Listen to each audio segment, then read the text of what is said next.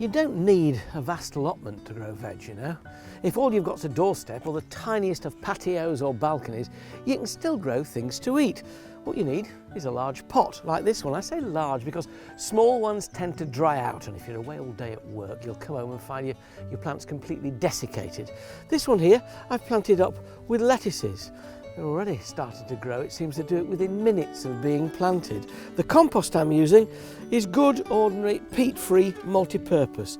Here's a large pot, good drainage holes in the bottom, of course, to allow any surplus water to escape. There I put lettuces. Here I'm putting dwarf French beans. You can buy them now in strips like this, and when you push them from below, out they will come with their little root balls. Now, if you're really mean, you can split these, but to be absolutely honest, in a pot like this, 4 of these trios put in will give you an absolute welter of beans. So use your hand as a trowel, pop it in there like that, and just work them all the way around. There's no way that these are going to outcompete one another and some are going to do better than others, because if you make sure they never go short of water, and on days like this that's quite vital, they will romp away.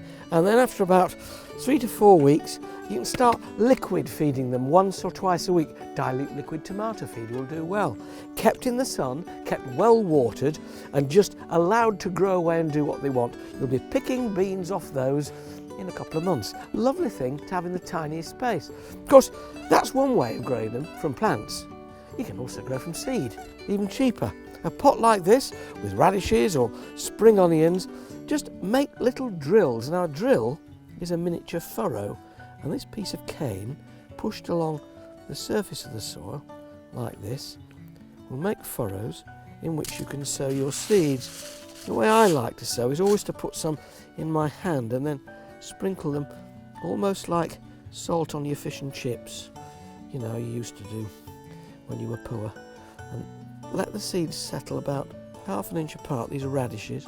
That will give them room to grow right the way along those drills.